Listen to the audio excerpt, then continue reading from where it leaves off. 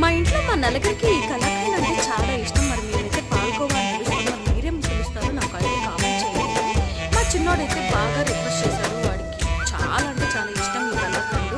బయట కొనంటే మీరే చేయాలి అయితే అడిగాడు, అందుకే చేసుకున్నామా.